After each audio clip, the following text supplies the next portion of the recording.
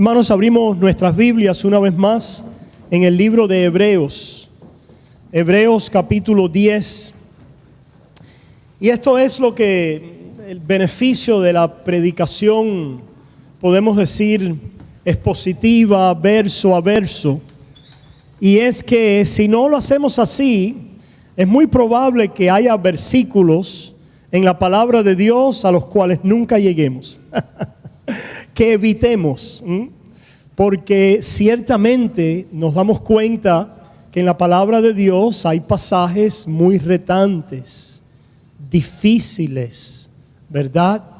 Y el pasaje con el que nos encontramos ahora es uno de esos pasajes. Sin embargo, cuando lo analizamos en el contexto completo del libro y de la escritura a la luz de lo que Dios está haciendo y revelando, las dificultades comienzan a, vamos a decir, a resolverse. Y eso es lo que estamos haciendo, y con la ayuda de Dios queremos hacer una vez más con este pasaje y ser edificados a través de él. Hebreos capítulo 10, versículos 26 al 31. Hemos titulado esta serie de mensajes "Pecado que insulta la gracia" o "Pecado que ofende la gracia". Versículo 26. Porque si pecáramos voluntariamente después de haber recibido el conocimiento de la verdad, ya no queda más sacrificio por los pecados, sino una horrenda expectación de juicio y de hervor de fuego que ha de devorar a los adversarios. El que viola la ley de Moisés por el testimonio de 2 o de 3 testigos muere irremisiblemente. ¿Cuánto mayor castigo pensáis que merecerá el que pisoteare al Hijo de Dios y tuviere por inmunda la sangre del pacto en la cual fue santificado e hiciere afrenta al Espíritu de gracia? Pues conocemos al que dijo: mía es la venganza, yo daré el pago, dice el Señor. Y otra vez el Señor juzgará a su pueblo. Horrenda cosa es caer en manos del Dios vivo. Palabra de Dios. Oramos. Señor amado, una vez más rogamos que nos asistas, Señor, para proclamar, explicar y recibir, entender y vivir. Señor, sin ti, sin tu Espíritu, tu presencia y tu suficiencia a través de Cristo, nada podemos hacer. Llévanos a Jesús hoy una vez más a través de la Escritura, y en Él y a través de Él, Señor, enriquécenos hoy con toda buena dádiva de su justicia, de su amor, de su bondad, de tu Espíritu, para nuestra edificación. Padre, perdona nuestros pecados, límpianos y acércanos más a ti hoy. En el nombre de Jesús oramos. Amén. Hermanos, esta frase del versículo 26, si pecáremos voluntariamente, es una frase de advertencia, de admonición, ¿verdad?, para el pueblo de Dios, particularmente para esta iglesia de los hebreos y en general para todos los creyentes. Si pecáremos voluntariamente, y la tarea es a poder tratar de discernir qué quiere decir este pecado voluntario, ¿verdad? Nos parecería que cada vez que pecamos, al menos una acción de un pecado que realizamos, que cometemos, que lo hacemos de una manera u otra con cierta conciencia. Tenemos que aclarar aquí que hay muchos pecados a los cuales ni siquiera estamos conscientes de ellos. Ciertamente en la vida del creyente hay pecados, maldades y corrupción que viven nuestros miembros y que nos afecta, de la cual muchas veces no estamos plenamente conscientes de ella. Eso es algo que podemos afirmar con la palabra de Dios y que sabemos. La palabra de Dios nos habla de que el corazón del hombre es, dice, engañoso más que todas las cosas. Ciertamente cuando hablamos así, algunos cristianos piensan, bueno, ya yo no tengo ese corazón, ya yo tengo un corazón nuevo. Y la respuesta a eso sí es verdad. En Cristo Jesús eres una nueva criatura y ahora has comenzado la vida nueva en Cristo Jesús, de arrepentimiento, de fe, de nueva obediencia. Sin embargo, no equivoques, sino hierres al pensar que no continúa existiendo en tus miembros, en tu carne, el hombre antiguo de pecado, la carne y la concupiscencia o los deseos pecaminosos de la carne. Esos continúan presentes en nosotros. Por eso es que la Biblia le dice al creyente, no satisfagáis esos deseos. Si no los tuviéramos, no existiría la amonestación de no satisfacerlos.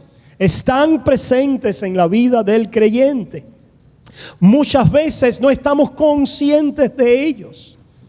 Y hemos hablado acerca de esto, de cómo el pecado no solamente, hemos estado hablando de esto en los 10 mandamientos, de cómo el pecado no es solamente aquellas acciones que cometemos, sino también aquel estado, aquella condición, aquella corrupción que radica y existe en nuestros miembros. La Biblia le llama la carne o el hombre antiguo, la cual la Biblia nos llama a despojarnos de él. Si no existiera, no tuviéramos la amonestación a despojaos del viejo hombre que está viciado conforme a los pecados engañosos. Deseos e inclinaciones al mal en nosotros. Los deseos, las inclinaciones, aquello que se levanta en nosotros hacia el mal. No hemos hecho una acción específica, no hemos llevado a cabo un hecho externo de cumplir o satisfacer aquel deseo pecaminoso que puede sugerir con esa inclinación adultera, fornica, roba, miente, da falso testimonio, mata, llénate de ira, conspira contra el hermano, manipula. Todos estos pensamientos proceden ¿de qué? De una inclinación adentro de nuestros miembros, de nuestra carne. Si no existieran, la Biblia no diría aquellos deseos que batallan contra vuestra alma. ¿Se fijan? Eso es tan presente en la vida del creyente. Y luchamos, la vida cristiana es una de lucha en contra de ellos por el poder de la gracia y el conocimiento de Cristo. Ese es un creyente.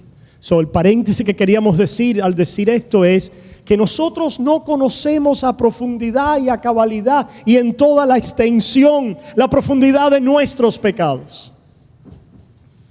Ciertamente, a medida que crecemos en la fe, vamos entendiendo que en nuestra carne, en nosotros mismos, separados de la mente de Cristo, de la presencia de Jesús, de su Espíritu en mi vida y de la fe en Él, quedamos en aquella miseria, corrupción y maldad de nuestros pecados. Y son engañosos. ¿Qué quiere decir que son engañosos? Que se esconden, que nos engañan, ¿verdad? Que no nos dejan salir a la luz con ellos, que están encubiertos, que hacen su labor de una manera subrepticia, sutil, ¿verdad? Que hacen su labor de una manera destructora, aparentemente como un veneno que va avanzando y colmando nuestras vidas. El pecado trabaja y funciona en estas maneras. Por lo tanto, nuestro llamado, nuestro clamor es para que el Señor nos libre de aquellos pecados, de aquella maldad y de aquella corrupción que arrasaría nuestras vidas. Por eso David clama: líbrame de los pecados que me son ocultos. Y de ahí procede a los pecados presuntuosos, porque él sabe que esa es la progresión del pecado en la vida de un hombre. Ahí están encubiertos y haciendo daño, ¿verdad? Encubiertos y haciendo daño. Líbrame. Esto es lo que David clama en el Salmo 51 cuando dice: he aquí en maldad he sido formado, en pecado me concibió mi madre. ¿Se fijan? Cuando David dice límpiame, está clamando a una necesidad que es aún más profunda de lo que él conoce. Él está diciendo: hay una raíz pecaminosa en mí que necesita una limpieza, un perdón, una limpieza radical, una cobertura. Y eso tiene que ver ese hombre pecaminoso que llevamos en nuestros miembros. Y por eso hemos dicho que hay la salvación de Dios es aquella veredicto de la justificación, del perdón de los pecados en el nuevo pacto en su sangre. Eso es lo que proclamamos cada vez que nos reunimos. Cada vez que nos reunimos, nosotros estamos confesando, hermanos, o debemos venir al creciente conocimiento de descubrir al pecado, al hombre antiguo. ¿Qué busca hacer el pecado? Esconderse, ¿verdad? Engañarte. Eso es lo que busca hacer. Pero cada vez que nosotros venimos a la iglesia, nos reunimos como pueblo de Dios, la predicación de la ley moral de Dios no permite escondijo al hombre antiguo. Lo expone.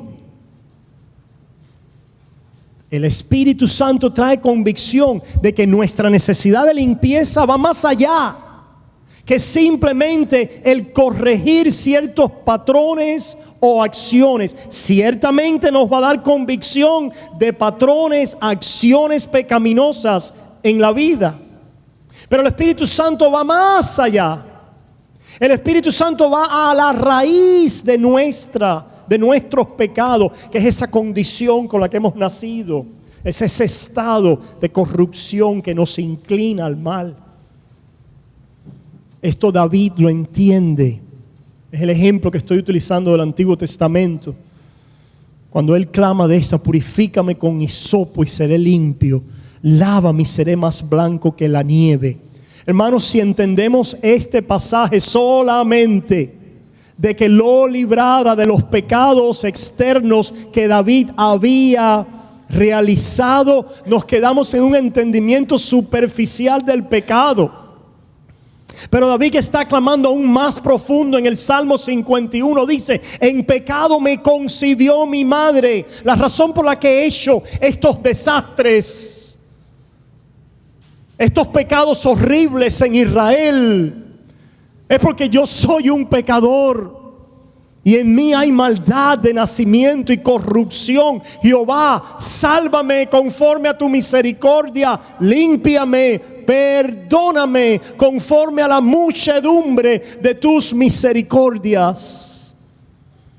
Ese es el clamor de un hijo cuando va entendiendo cuál es su condición y cuál es la salvación, que no es simplemente una reforma moral y cambios de prácticas, de actitudes y de acciones y conductas externas, sino es un profundo conocimiento de nuestra maldad, de nuestro pecado y la gran bendición del perdón de Dios en la persona y la obra del mediador.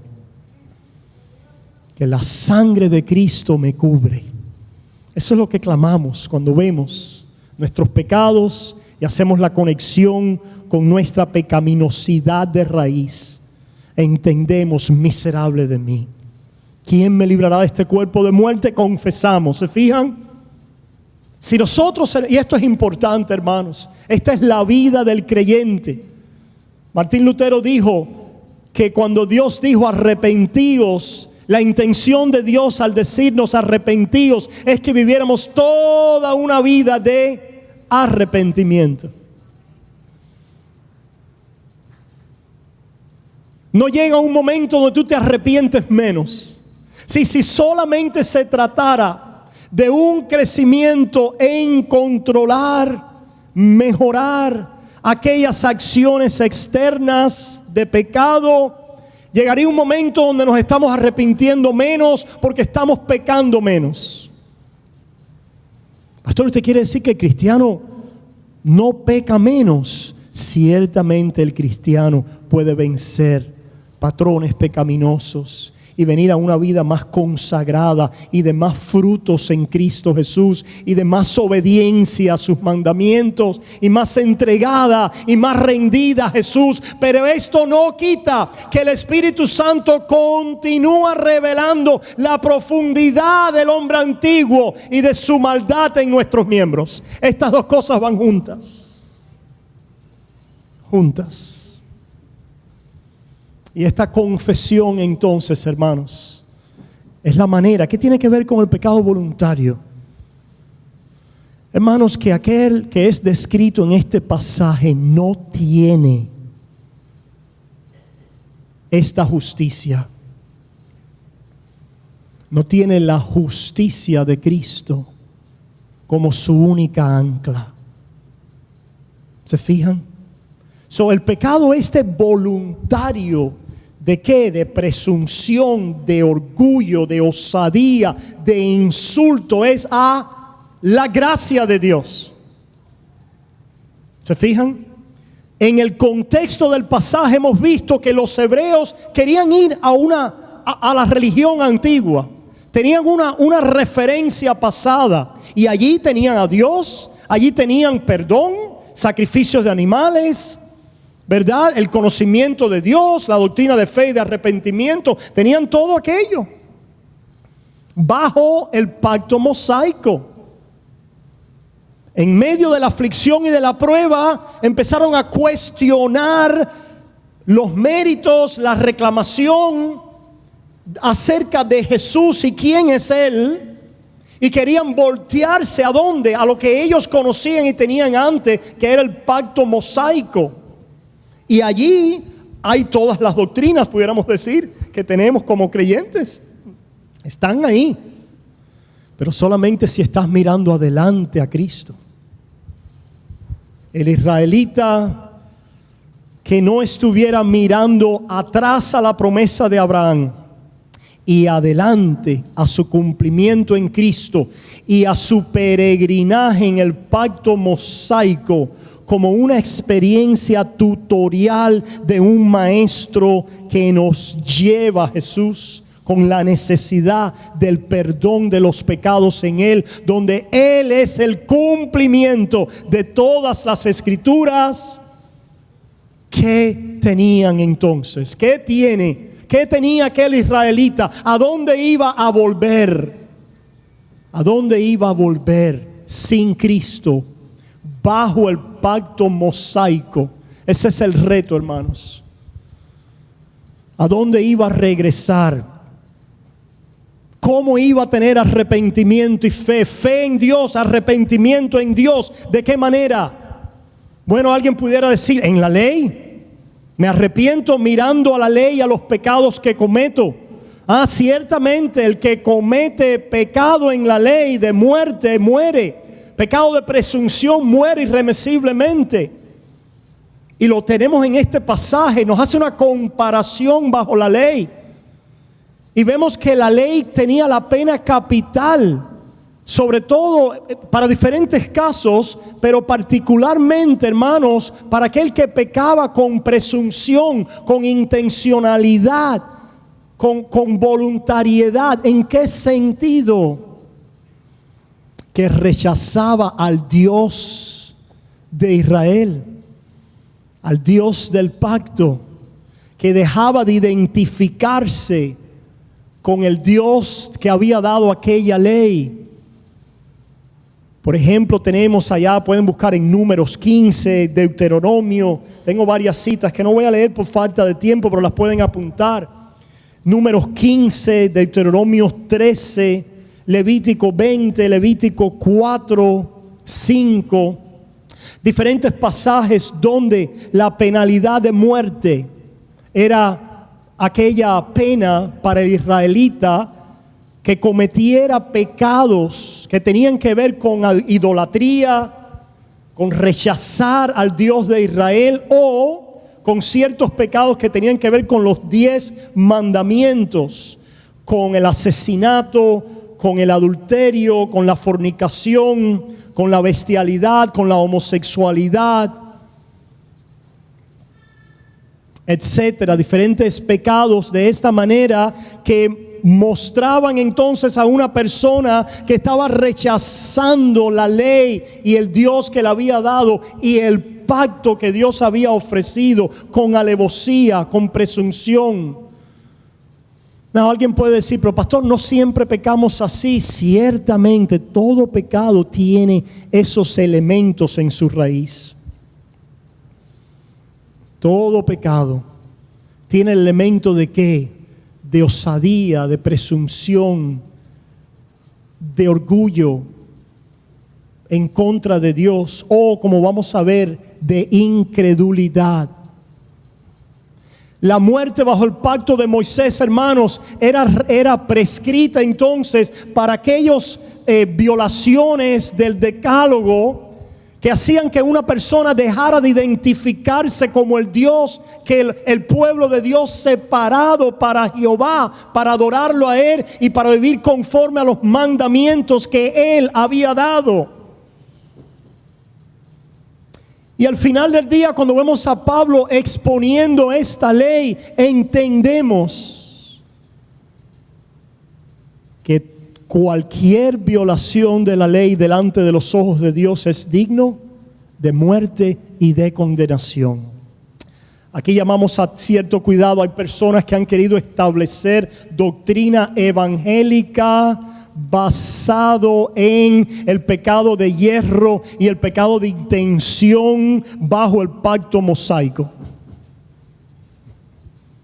Y aunque podemos mirar y entender algo acerca del pecado y entender cómo es verdaderamente, ciertamente somos arrastrados a veces por pecados que no estamos conscientes, y otras formas lo hacemos de una manera consciente y en pleno entendimiento de lo que estamos haciendo. Y esto sucedía con el pueblo de Israel y había diferentes penalidades.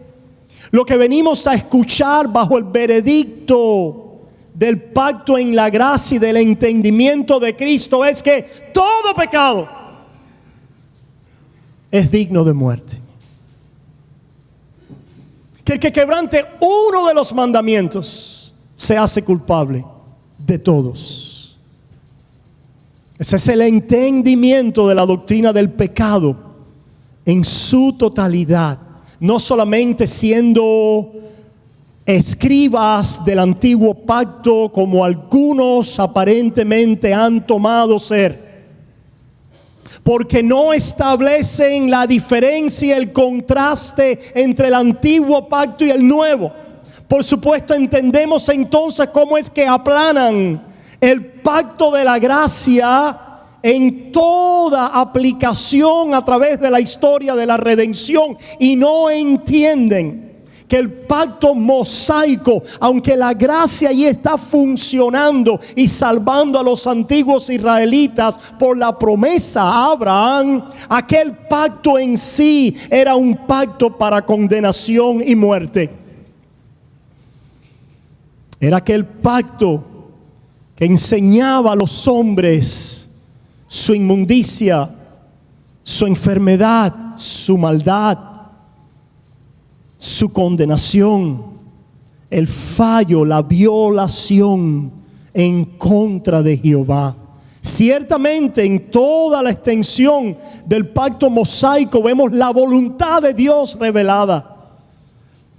que tenemos de allí el decálogo que se aplica a la ley moral, a la vida del creyente hoy como regla de fe y práctica. Pero a modo de principio, de operación, aquel pacto mosaico, como hemos explicado, hermanos, tenía la siguiente aplicación.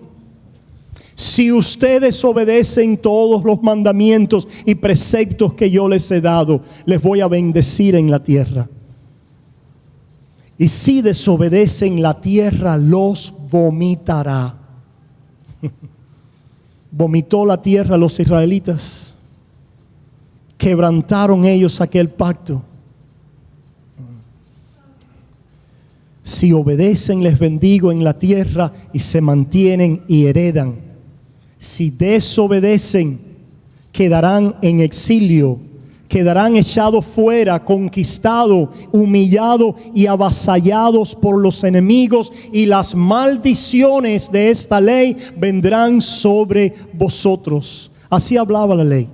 ¿Y para qué hablaba? Se fijan, este es el principio, la operación del pacto de obras adámico. Aunque ya Israel no está bajo el pacto de obras. ¿Qué quiere decir eso? Que ellos no van a ser salvos y glorificados y recibir la herencia eterna por guardar la ley. Este mini pacto de obras, pudiéramos decir, o esta republicación en Moisés del principio de obras, es para enseñarle algo a Israel y a través de Israel al mundo. Y lo podemos aprender a través de una ilustración, si es que teológicamente no vemos claro qué está sucediendo aquí.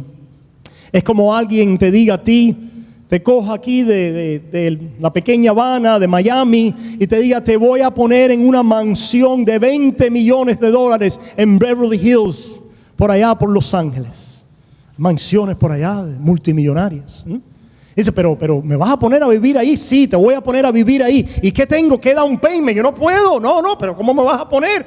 No te preocupes, yo te voy a poner a entrar en esa mansión y no tienes que pagar nada para entrar y comenzar a vivir en ella. Allí está, te doy la entrada a aquella mansión de $20 millones. ¡Wow, qué bueno! Ahí estamos viviendo y comienzan a pasar los meses y empiezan a caer los biles. Electricidad, $500,000. Agua, $300,000. Mantenimiento de la hierba, de los terrenos, $120,000. Taxes, $1 millón. Y te empiezas a ver, pero ¿qué es esto? A mí me trajeron para acá de gratis. Yo estoy en este lugar, yo no tenía un kilo a mi nombre y me pusieron a vivir aquí. Y ahora llegan estos biles a mi nombre como si yo los debiera. Bueno, eso es exactamente lo que Dios hizo con el pueblo de Israel. Los entró en la tierra de Canaán, en una tierra que fluye leche y miel. Conquistó, los sacó de la mano de los egipcios y de Faraón gratuitamente, no porque hubieran hecho nada. Destruyeron a tribus, a reyes, a naciones, a gigantes más poderosos que ellos. Espiritualmente era imposible, hermanos, en el brazo del hombre el entrar y poseer aquella tierra. Imposible. ¿Entendemos eso? Eso lo vemos en la palabra, en Deuteronomio capítulo 4, 5, 6. No por ustedes ser más numerosos, no por ser un pueblo más obediente, no por ser un pueblo mejor, los he introducido en esta tierra, sino los he introducido porque los he amado. De pura gracia y en juicio a aquellas naciones que están allá, porque ustedes son un pueblo duros de cerviz, rebeldes. Se fijan allí, nosotros, el rebelde, el que está en bancarrota, que no tiene un kilo, nos ponen en la mansión de 20 millones. Y ahora por gracia Dios nos ha traído allí, y por eso es que la liberación de Egipto y el entrar a la tierra tienen un aspecto tipológico, simbólico de la redención. Simbólico de la redención. Dios nos ha librado de Faraón, de la mano de Egipto. Nos ha librado del mundo, de la condenación, de la carne, del pecado. y nos ha traído a su reino. Aquel reino de Israel era un mini símbolo del reino de Dios en la tierra, pero con un carácter temporal, terrenal, transitorio, tipológico, tutorial. ¿Qué quiere decir eso? Que ahora que estaban en la tierra, Dios los iba a guiar con un ayo. Con un ayo. ¿Qué cosa es un ayo? Aya. ¿No tienen un niño que le ha dicho a la abuela, aya? Bueno, un ayo no son como las abuelas, porque las abuelas son muy permisivas, ¿eh?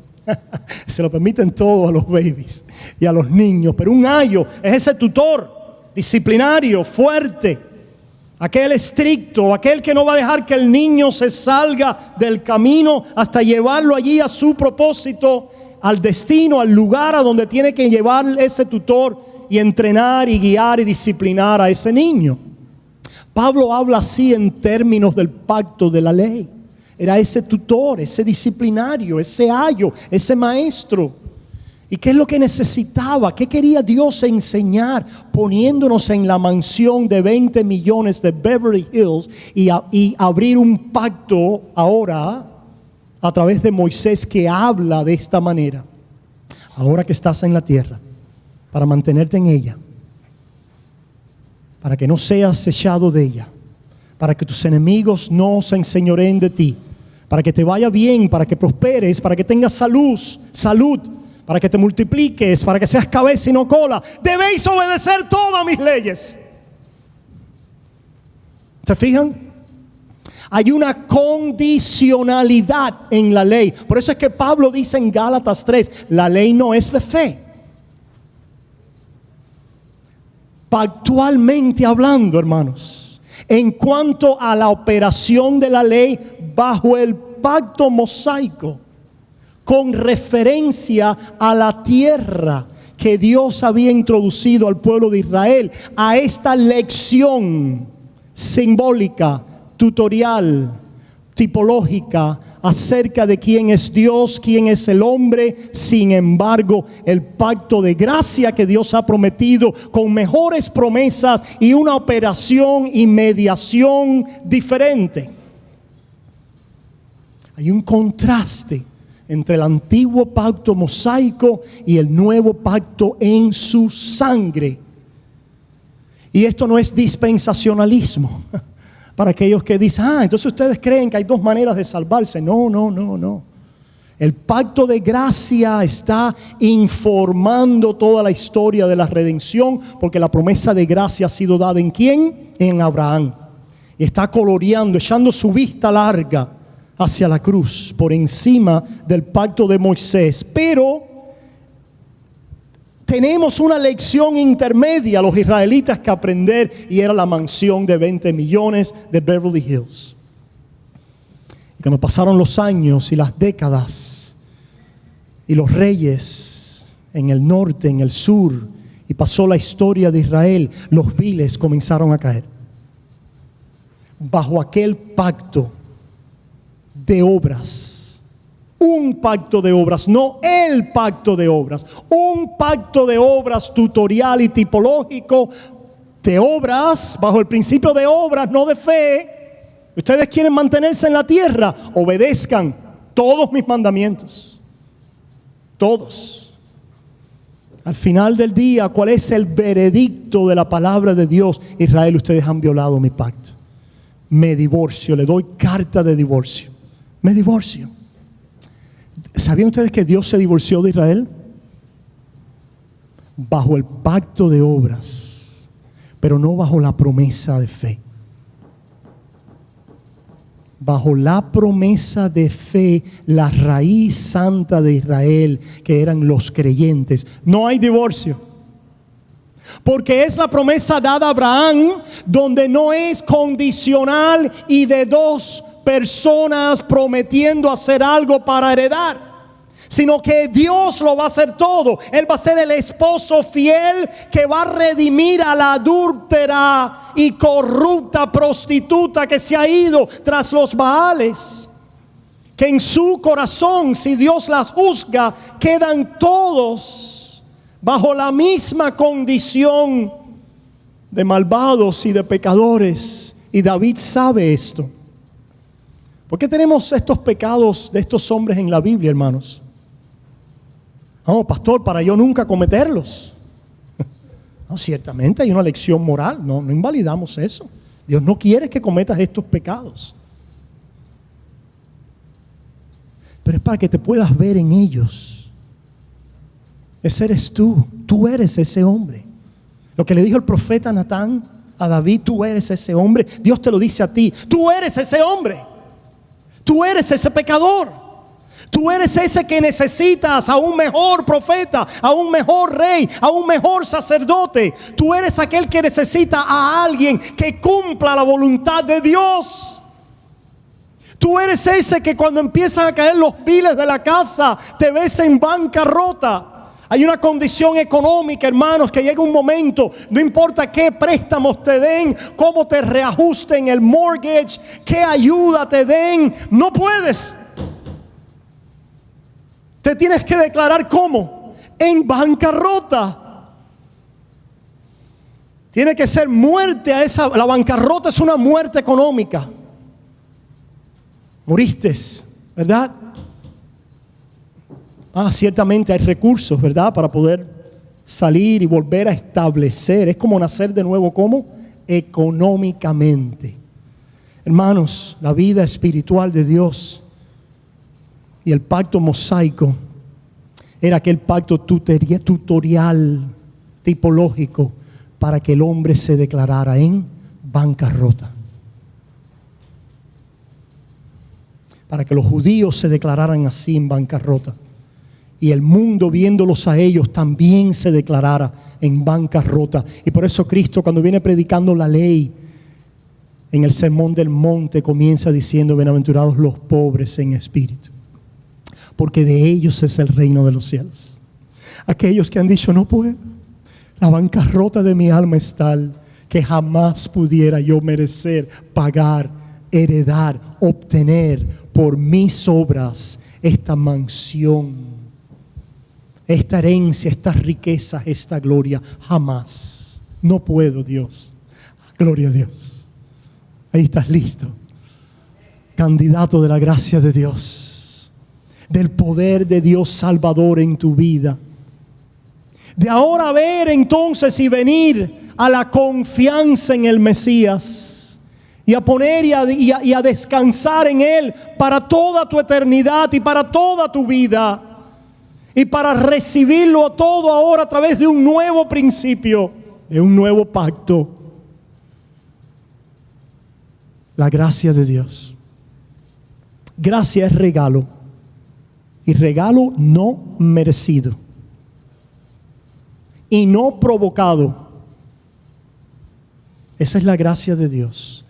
Todo lo que somos y lo que tenemos es por la gracia de Dios. Podemos ahora ir con micrófono. Menciona algo que tienes, algo que has hecho, algo en ti mismo, bueno, de virtud, de nobleza, de conformidad a la ley de Dios, por la gracia de Dios. Responde así: por la gracia de Dios. Que tengo fe por la gracia de Dios. Tengo alguna virtud por la gracia de Dios. Tengo alguna obediencia por la gracia de Dios. Tengo algún fruto por la gracia de Dios. Tengo algún servicio por la gracia de Dios. Tengo algún don por la gracia de Dios. Tengo alguna provisión por la gracia de Dios. Tengo vida por la gracia de Dios. Tengo alimento por la gracia de Dios. Respiro por la gracia de Dios. ¿Qué tenéis que no os haya sido dado? Tengo el Espíritu de Dios por la gracia de Dios. Habéis recibido, Gálatas, el Espíritu por la fe, por el oír de fe o por las obras de la ley. ¿Se fijan? Este pecado, hermanos, entonces, voluntario, de osadía contra la gracia de Dios, es el venir a decir: no la necesito. No la necesito. ¿Puedo separarme de ella? La pregunta es: ¿a dónde? ¿A dónde? Eso se responde en el capítulo 6 de Hebreos. A propósito, allí estuvimos. Aquellos que fueron iluminados, aquellos que probaron el don celestial. Volveremos a la doctrina de arrepentimientos, del conocimiento de Dios. Es el mismo tema, hermanos. Todas estas cosas, arrepentimiento, conocimiento de Dios, templos, sacrificios. ¿Y qué? Como vacío. Es como que tú vayas a un restaurante. ¿Cuántos de ustedes entraron a un lugar que pensaron, llegaron, entraron? Y cuando entran, esto se fue en bancarrota, aquí no hay nadie. Es que solo uno que queda ahora es la estructura, seguro la van a demoler. Hermanos, el pacto mosaico es así. Aquel que quiera volver allá se va a encontrar un cascarón vacío, en demolición y bajo condenación. ¿Cómo sabemos eso? Lo vemos en Hebreos 10. En Hebreos 10 dice, versículo 8, diciendo primero, Hebreos 10:8, diciendo primero, sacrificio y ofrenda y holocausto y expiaciones por el pecado no quisiste ni te agradaron, las cuales cosas se ofrecen según la ley. ¿Pero qué se entera? ¿Cómo es que no te agradaron? Si eso es lo que Dios había mandado. Desconectados de Jesús. ¿Se fijan? Si usted desconecta la sustancia y el enfoque tutorial de aquella ley, la mansión de 20 millones en Beverly Hills atada a la obediencia de la ley, de que va a venir mi benefactor con todos recursos. Qué bueno es tener un benefactor. ¿Ah? En algunos quizás fue un padre, una madre, un tío, un amigo, un jefe. Alguien que viene y resuelve los problemas. Que venga entonces el benefactor en el hoyo cenagoso de nuestra muerte, hundidos en la deuda, en la bancarrota de nuestra alma, en la miseria de nuestra pecaminosidad y las obras de nuestra pecaminosidad de la carne. Y diga, aquí está el rescate. Vengo a rescatar. ¿Cómo me vas a rescatar? Te voy a dar un plan de 10 pasos para salir de las deudas. No, no puedo. No me des eso. ¿Cómo me vas a rescatar? Te voy a dar una persona que va a estar al lado tuyo, que te va a ayudar a administrar tus finanzas y a poder hacer los pagos. Te voy a dar un trabajo. Te voy a dar un trabajo muy bueno en mi oficina. Y vas a comenzar a ganar millones de dólares para que tú pagues la deuda. No, no puedo. Cristo es el fin de la ley para justicia, no el principio. Cristo no viene a tu vida para comenzar un plan de ley nuevo y de esta manera justificarte y recibirte en su reino. Esa es la moraleja de la ilustración. Cristo no viene ahora para, a través del Espíritu, hacerte realizar las obras de la ley y de esta manera recibirte. No, Cristo viene a hacer todas las obras de la ley en tu lugar, a tu favor. Eso es lo que dice esta palabra cuando dice, versículo 5 de Hebreos 10, por lo cual entrando en el mundo dice, sacrificio y ofrenda no quisiste, mas me preparaste cuerpo. Este es el Mesías hablando. Holocaustos y expiaciones por el pecado no te agradaron. Entonces dije aquí que vengo, Dios, para hacer tu voluntad. Como en el rollo del libro está escrito de mí, Cristo es la sustancia de las Escrituras. Sacrificio, ofrenda y holocaustos por el pecado no quisiste ni te agradaron, se ofrecen según la ley, y diciendo luego, he aquí que vengo, Dios, para hacer tu voluntad. El cristiano es llamado a hacer la voluntad de Dios, pero ese llamado nunca lo puedes conectar a la condición, la voluntad cual de Dios, de la ley, de la ley. Nunca lo puedes conectar a la condición para tu aceptación delante de Dios. Por eso es que aquellos que querían el entrenador financiero, el mejor trabajo, el poder hacer algo en ellos con la ayuda de Dios para ser recibido, Dios les dice, Cristo en la carne, la voluntad de Dios es creer en aquel a quien Él ha enviado. Esto no quiere decir, hermanos, una vez más, tenemos que siempre traer esto por los que nos malinterpretan y aquellos que creen que la gracia es muy riesgosa. Sí, es muy riesgosa. Que la gracia es peligrosa. Ustedes no han oído eso, la gracia es peligrosa. No hables así, que eso es peligroso. Hermano, el que habla así muestra que hay una nube sobre el entendimiento de la gracia de Dios.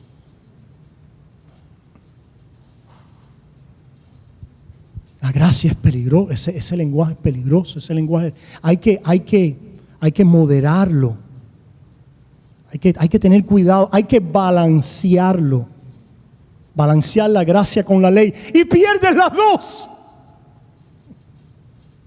No hay que balancearlo, hay que enseñar lo que es ley, y lo que es evangelio y gracia, gracia. Eso es lo que hay que hacer. Hay que mostrar con la ley la mansión de Beverly Hills de $20 millones que nunca pudiéramos cumplir. Y hay que mostrar con el evangelio el benefactor que llegó y cumplió toda obligación y pagó toda deuda. Y ahora vivimos pegados al benefactor por la fe en Él. Cualquier fruto, cualquier obediencia, cualquier santidad, cualquier justicia viene por la fe, pegado, arraigado al mediador, como reflexión de nuestra vida, de mirar a Él, de confesar, de arrepentirnos en fe y pedir a Él su vida, su bien, su don, que no tenemos en nosotros mismos, sino solamente por la virtud del favor y los méritos del Salvador. Es decir, porque ya estamos salvos, porque ya estamos apegados, es que podemos pedir virtud. No, pastor, hay que obedecer para recibir bendición. ¿Qué bendición tú buscas, hijo? ¿Qué bendición tú buscas? Pastor, yo tengo que obedecer para que me vaya bien en la vida. Pastor, yo tengo que obedecer para que... Hijo, la bendición, la obediencia a Dios es una bendición. El obedecer a Dios es el camino de la vida. Pero no obedecemos a Dios para obtener algo de Dios. Cuando obedecemos a Dios es porque Dios nos ha dado algo.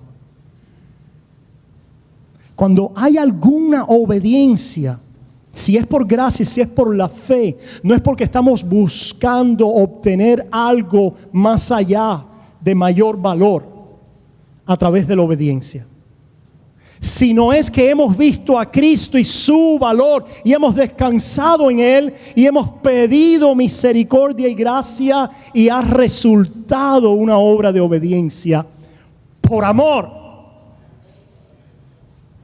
Porque no hay nada más allá que servir y amarle y vivir para Él. Lo demás es de importancia secundaria. Si yo vivo o muero, es de importancia secundaria. Si yo tengo salud o no, es de importancia secundaria. Si me va bien en la vida y tengo éxito o no, es de importancia secundaria. Lo que es de importancia primaria y última es que estoy cuidado en mi benefactor, guardado en Él, y en Él tengo vida nueva que salta, vida abundante, que puedo obedecer, que camino con Él, que doy frutos de esta vida por gracia, que estoy siendo conformado a la imagen de aquel que me ha salvado, que no tengo ya que hacer más nada para ganar ni su perdón, ni su obediencia, sino que la tengo todo por gracia. Y por gracia, a través de la fe, recibo su vida, que es aquello de última importancia. Busca primeramente el reino de Dios y su justicia, y no lo buscas mereciéndolo. lo buscas creyendo, descansando, confiando, arrepintiéndote, corriendo a Jesús constantemente. Fíjate. Hermanos, esto es lo que, si los hebreos se voltean de esta realidad, ¿a dónde van? Versículo 9 de Hebreos 10. He aquí que vengo, Dios, para hacer tu voluntad. Quítalo primero. Presten atención a eso, hermanos. Quítalo primero, ¿para qué? Para establecer lo último. Está hablando ahí de dos pactos, como Pablo habla en Gálatas capítulo 4. El pacto mosaico, el pacto del Sinaí y el pacto en Sión, en la sangre de Cristo. Las dos alegorías, aquella mujer que está en esclavitud y la mujer libre, que es la de la fe. Aquel pacto de obras, que la ley no es de fe y solamente da hijos para esclavitud, porque por mucho que quieras pagar, sigues en deuda y te hundes más. Pero cuando el benefactor viene, porque ha sido prometido en Abraham y viene cumpliendo todo, lo primero queda a un lado. Quítalo primero. Ya el primer pacto no está en operación. En otras palabras, ya tú no oyes aquel pacto tutorial en el sentido de tengo que obedecer y hacer algo para ganarme alguna bendición de Dios. El que oye eso es el que está todavía en su carne. Está en el primer Adán. El primer Adán es ese pacto. Israel, como el primer Adán, quebrantaron ese pacto. Pero o estás en la primera cabeza y aún representado en Israel, tratando de ir por el principio de obras y pensando que estás ganando algo, y al final de la jornada, la casa de Beverly Hills está condenada porque no has recibido la lección. Y estás pecando contra la gracia de Dios, contra el espíritu de su gracia, rechazando el único sacrificio en el cual puede ser santificado delante de Dios, que ya pasó lo primero. Hebreos, entiendan, no vuelvan atrás. Vuelven a una casa condenada, al ministerio de muerte y de condenación. Vuelven a los sacrificios. ¿Para qué? ¿Con qué objetivo? ¿Hacia dónde se dirigen? ¿A dónde se dirigen? A la ira, a la justa ira e indignación de Dios, que ha de devorar a los adversarios. Se ponen cara a cara en contra de la ira de Dios cuando van a ustedes bajo el pacto de obras o el pacto de la ley. ¿Por qué, Hebreos? Porque miren, en esa voluntad, ¿en qué voluntad? En la de Dios, ¿en quién? En Cristo Jesús.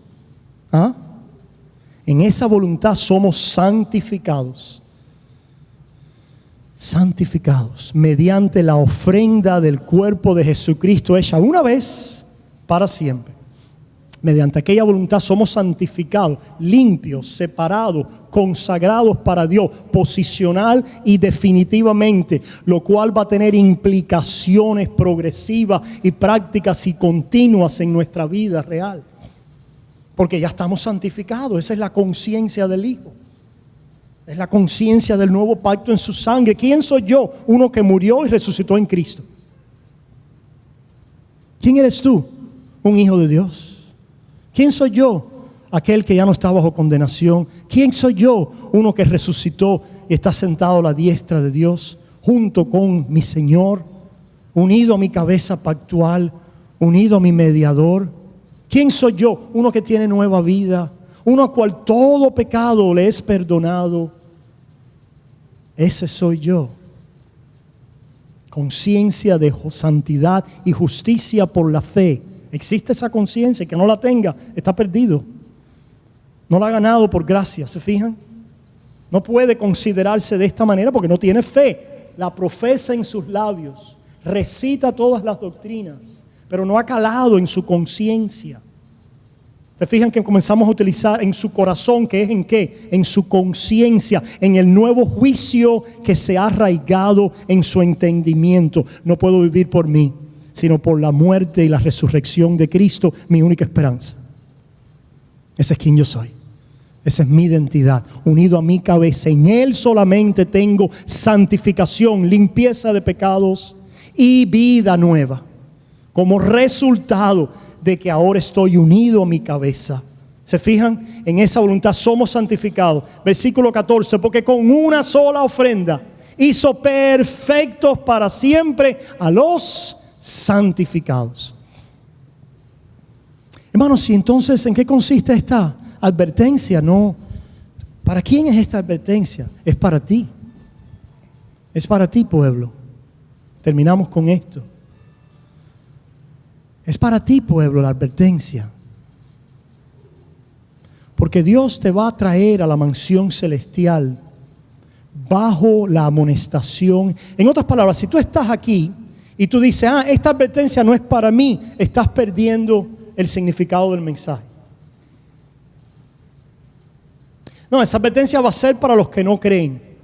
Bueno, aquí se la está dando a la iglesia. ¿Se fijan? Se la está dando a todos.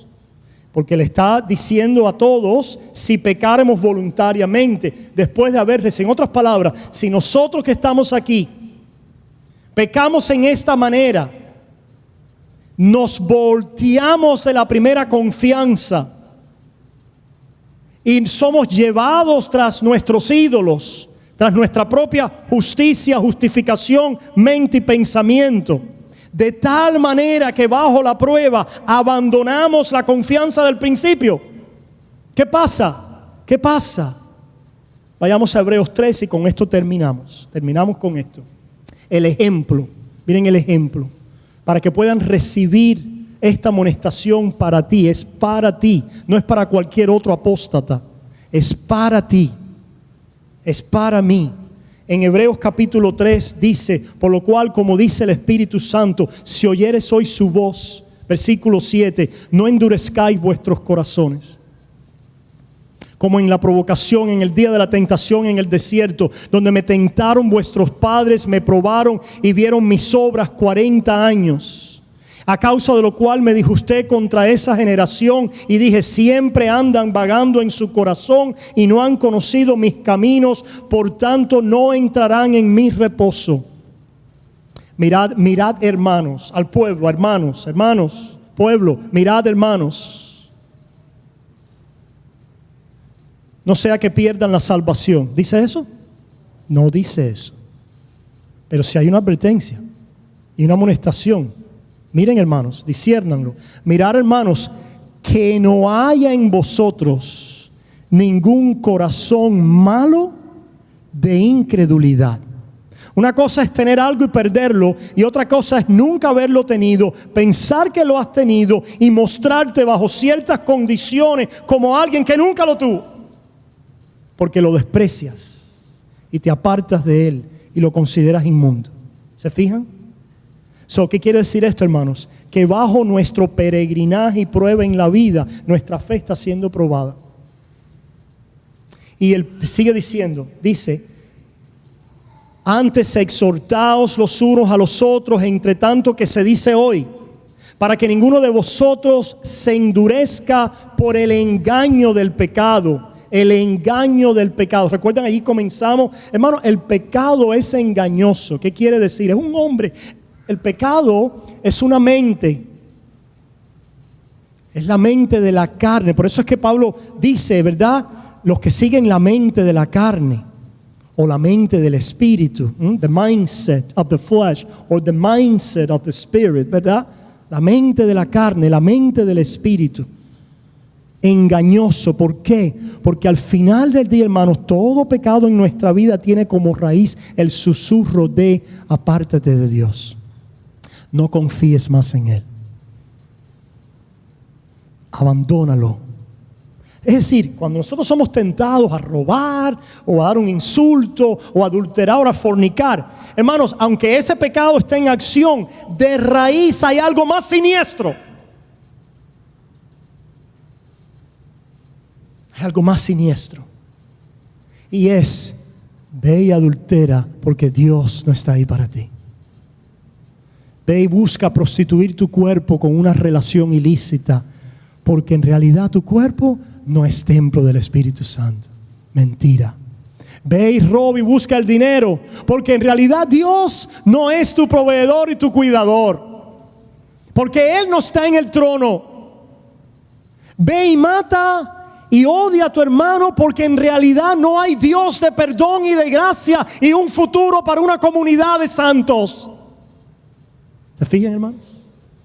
Lo siniestro y el engaño del pecado es que no conocemos y no vemos que en la raíz hay incredulidad para apartarnos del Dios vivo. En otras palabras, si Dios te abandona tus pecados, retira su espíritu y te abandona, te vuelves un apóstata incrédulo.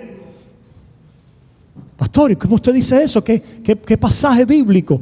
No vamos a ir ahora porque el tiempo se acabó, yo no voy a seguir, ya voy a parar. Pero en Primera de Pedro 1, 3 al 5 dice que somos guardados por el poder de Dios mediante la fe. ¿Se fijan?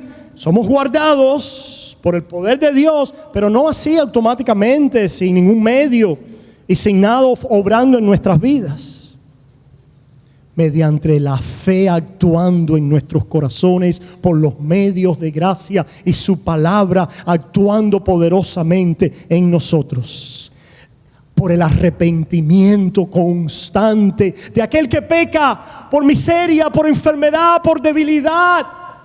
Voluntariamente, porque intencionalmente pecamos, pero no con la alevosía, la presunción y la voluntariedad de aquel que rechaza en incredulidad al Dios del pacto en la sangre de Cristo. No pequéis así. No continúes en el pecado diario. ¿Por qué? Porque te puede llevar allá. Esa conexión, hermanos, no la hemos hecho y hay que hacerla. El engaño del pecado es que en el fondo tienes la píldora de la incredulidad. Gloria a Dios, que sabemos que Dios no nos va a dejar llegar allá. Pero pregunta, ¿esto es razón para pecar? ¿Para desinteresarnos de Dios, de sus caminos y de su santidad? ¿Para ser completamente apáticos, indiferentes, complacidos en nuestros pecados? De ninguna manera. Sea anatema tal, impenitente, maldito, hermanos. Porque el corazón del creyente es alguien, como dice David en el Salmo 32, mientras callé, mis huesos se envejecieron. Se volvió mi verdeza en sequedades. Esa es la disciplina de Dios y allá vamos a llegar. La disciplina de Dios sobre un hijo que en nuestros pecados diarios y aquellos que cometemos todos los días y aquellos que estamos atrapados, muchos de nosotros, la mano de Dios está sobre nosotros. No para decirnos eso no importa, no te preocupes por el pecado, no, olvídate de eso, sé indiferente, no, eso está bien, no te preocupes, gracias, salvo siempre salvo. Somos de la gracia, pero no importa, acaba con el mundo. No, cuidado. Cuidado que por lo mejor estás en el camino de manifestarte como un corazón malo de incredulidad. Teme a Dios, reveréncialo, velo como santo, como separado, y tú para Él, y tú un hijo de Dios, para Cristo, para su vida y para nuestra nueva vida en Él. Porque estos cayeron, y dice que cayeron. ¿Quiénes fueron todos los que habiendo oído? Versículo 6, le provocaron. En otras palabras, ese pecado continúa provocando. ¿Se fijan? No es que cualquier pecado nos separe de Dios y el pecado voluntario, pero ciertamente la raíz va por ahí, va por la incredulidad. Es un gusano que va ¿qué? Corroyendo, corrompiendo. Y poco a poco, más y más, a medida que pecamos y pecamos y pecamos en nuestros pecados diarios a los cuales nos entregamos, la sugerencia, la constante mensaje de ese pecado es que odia a Cristo. Hermanos, les quiero dar una prueba práctica de esto. ¿Cuántos de nosotros hemos estado en algún pecado, en algún patrón pecaminoso?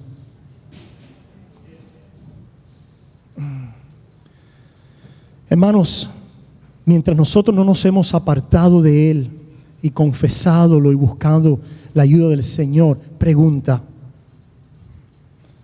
¿venimos a la iglesia muy contentos y satisfechos? ¿O detestamos la iglesia? En otras palabras, detestamos en el sentido que no la queremos ver. En un momento en mi vida había un amigo muy cercano a mí, evangelista, un hombre de Dios, y él quería hablarme por teléfono y me visitaba. Y en algún momento en mi vida yo no lo quería ver.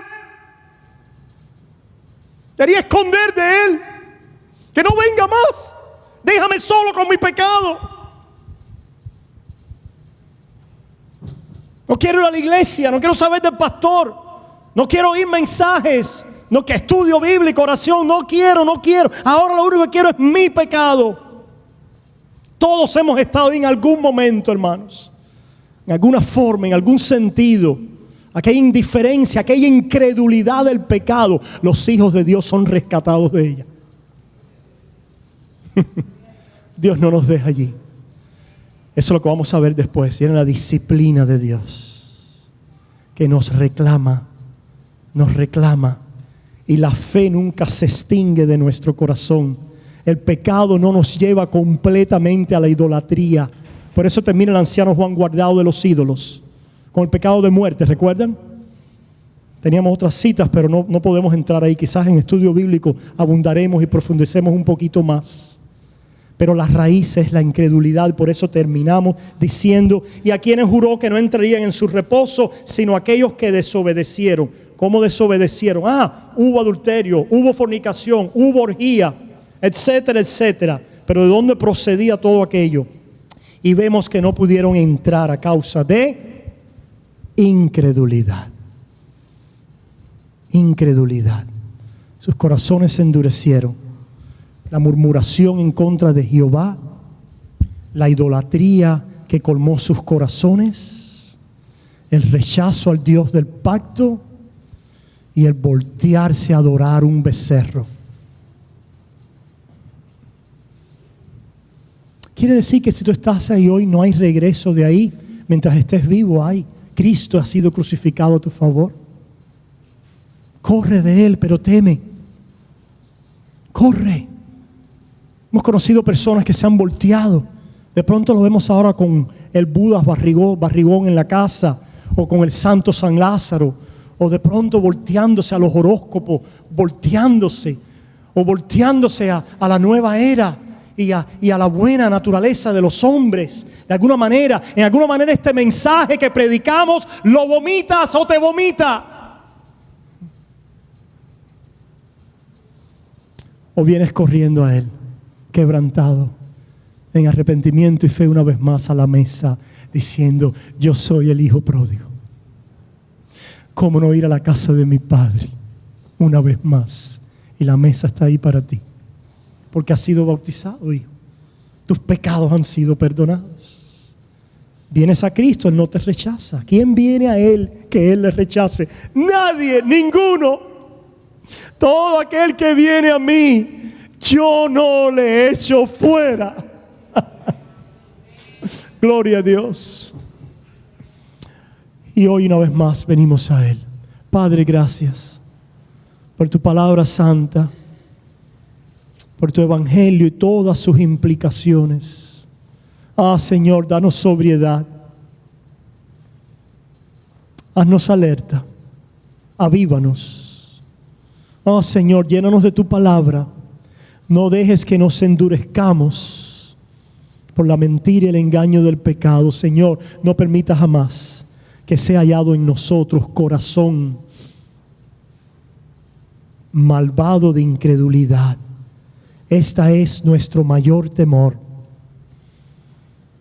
Gracias por Jesús, nuestro regalo de los cielos, nuestro amante perdonador, Señor y Salvador, mi cabeza celestial, mi representante del pacto en su sangre, mi cuerpo, mis huesos, mi vida, mi justicia, mi santificación, mi herencia.